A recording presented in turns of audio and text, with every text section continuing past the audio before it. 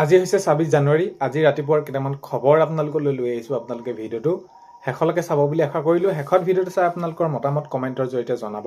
আৰু এইখিনিতে এটা অনুৰোধ কৰিম, চেনেলটোলৈ যদি আপোনালোক নতুনকৈ আহিছে, চেনেলটো ছাবস্ক্ৰাইব কৰাৰ লগতে কাষতে থকা বেল আইকনটো প্ৰেছ কৰি অল কৰি থ'ব, যাতে নতুন এটা ভিডিঅ' দিয়াৰ লগে লগে আপোনালোকে আগতীয়াকৈ চাবলৈ পায়। যদি ভিডিঅ'টো চাই ভাল পায়, লাইক এটা কৰি দিব আৰু শ্বেয়াৰ কৰি দিব বুলি আশা কৰিলোঁ।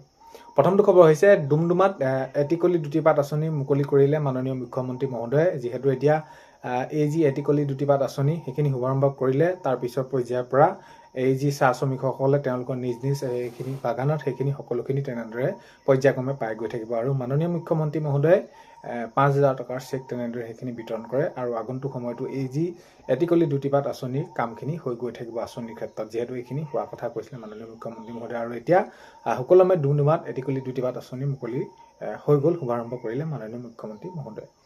নেক্সটটো খবৰ হৈছে, মুখ্যমন্ত্ৰীৰ মন্তব্য প্ৰত্যুত্তৰ। APCCৰ সভাপতি গৌৰৱ গগৈ ডাঙৰীয়া। তো গৌৰৱ গগৈ ডাঙৰীয়া মাননীয় মুখ্যমন্ত্ৰী মহোদয়ক সেইখিনি উভতি ধৰিছে।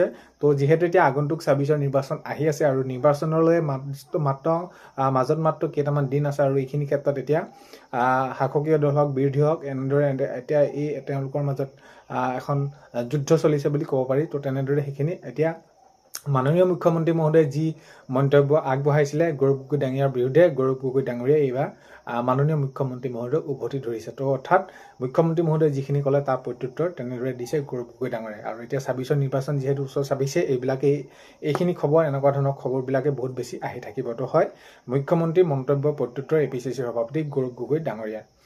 নেক্সটটো খবৰ হৈছে, অখিল গগৈৰ পিছত এইবাৰ কংগ্ৰেছক হুংকাৰ লুৰিণজ্যোতি গগৈ। আৰু এতিয়া যিহেতু এতিয়া নিৰ্বাচন আহি পালেহিয়ে, তো সেইখিনি তেওঁলোকৰ বিৰোধীৰ মাজত মিত্ৰতাক লৈ সেইখিনি তেওঁলোকে ৰাইজৰ দলে কংগ্ৰেছক কেনেদৰে সেইখিনি সময়সীমা দিছে যে অতি সোনকালে এইখিনি আসন বুজাবুজিক লৈ এইখিনি কামখিনি কৰিব লাগে। যিহেতু যদি মিত্ৰতা নহয় বা এনেকুৱা ধৰণৰ এতিয়া অতি সোনকালে আসন বুজাবুজিক লৈ সেইখিনি তেনেদৰে সম্পূৰ্ণ নহয়, তেনেহ'লে আগন্তুক যি ২৬ৰ নিৰ্বাচন তেনেহ'লে তেওঁলোকে নিজে অকলেই খেলাৰ কথা কৈছে। আৰু যদি অকলে খেলিবলগীয়া হয় তেনেহ'লে বিজেপিক কিন্তু হৰুৱাবলৈ বহুত বেছি কঠিন হ'ব। এনেদৰে মন্তব্য আগবঢ়াইছিলে অখিল গগৈ ডাঙৰীয়াই। ঠিক তেনেদৰে এতিয়া অখিল গগৈ ডাঙৰীয়াৰ পিছতে এইবাৰ কংগ্ৰেছক হুংকাৰ মানে কি, সেইখিনি কথাত অতি সোনকালে এইখিনি কামখিনি কৰিব লাগে, যে আজি যদি তেনেহ'লে মিত্ৰতা হ'ব হয়, কৰিলে সোনকালে ভাল হয়। আৰু এইখিনি ক্ষেত্ৰত লুৰিণজ্যোতি গগৈ ডাঙৰীয়াই তেনেদৰে সেইখিনি কৈছে মুঠৰ ওপৰত অতি সোনকালে এইখিনি মিত্ৰতা হ'ব লাগে।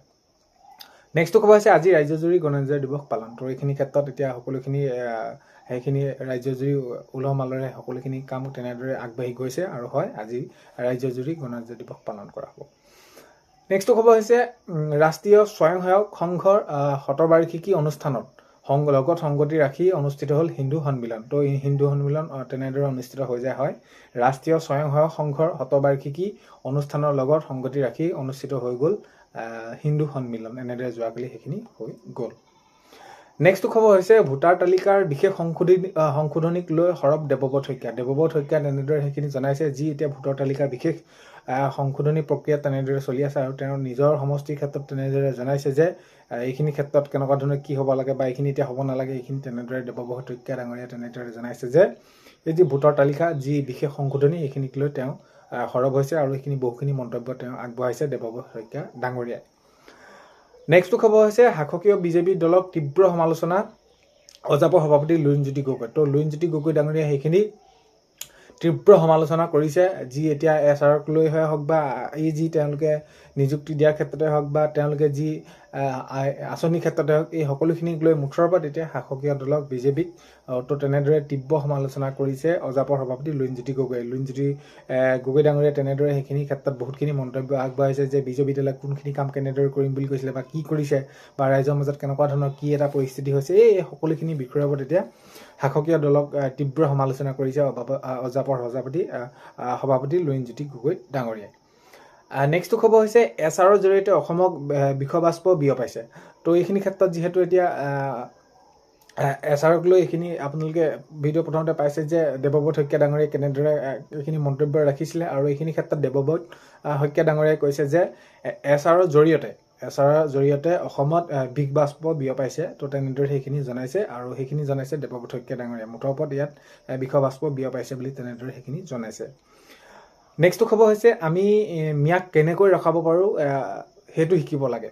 তো এইখিনি এতিয়া যিহেতু উচ্ছেদ বা যি তেনেদৰে বেদখল কৰি আছে সেইখিনি চৰকাৰী মাটি বা যি যেনেদৰে মাননীয় মুখ্যমন্ত্ৰী মহোদয়ে মন্তব্য ৰাখিছে আৰু কথাটো হ'ল কি এতিয়া মাননীয় মুখ্যমন্ত্ৰী মহোদয়ে এইটো কৈছে যে আমি মিয়াক কেনেকৈ ৰখাব পাৰোঁ সেইটো আমি শিকিব লাগে অতি সোনকালে তো তেতিয়াহে আমাৰ এই যি আমি খিলঞ্জীয়া আমি আমাৰ অসমীয়া জাতিটো ৰক্ষা পাব পাৰিম এনেদৰে এইখিনি মাননীয় মুখ্যমন্ত্ৰী মহোদয়ে জনাইছে নেক্সট খবৰ হৈছে শিৱসাগৰত বিজেপি সংকল্প পত্ৰ প্ৰস্তুতিৰ বাবে বিশেষ উদ্যোগ তো এতিয়া যিহেতু ২৬ত নিৰ্বাচন আহি পাইছেহি আৰু মাজত মাত্ৰ আৰু কেইটামান দিন বুলিয়ে ক'ব পাৰি এতিয়া তৎপৰ হৈ পৰিছে সকলোখিনি নিজৰ নিজৰ দলক লৈ আৰু এইখিনি ক্ষেত্ৰত এইখিনি তেওঁলোকে নিজৰ শাসকীয় দলে শিৱসাগৰত বিজেপি সংকল্প পত্ৰ প্ৰস্তুতিৰ বাবে বিশেষ উদ্যোগ তেনেদৰে সেইখিনি তেওঁলোকে আয়োজন কৰিছে আৰু এইখিনি হৈ আছে নেক্সট খবৰ হৈছে কামৰূপৰ পলাশবাৰী ৰামপুৰত মহিলা দিহানাম হৈ যায় তো যোৱাকালি কামৰূপৰ যি পলাশবাৰীত ৰামপুৰত মহিলা দিহানাম হৈ যায় তো বহুতো মহিলাই তেনেদৰে সেইখিনি যোগদান কৰি দিহানাম সেইখিনি সুকলমে সকলোখিনি কাৰ্য হৈ যায়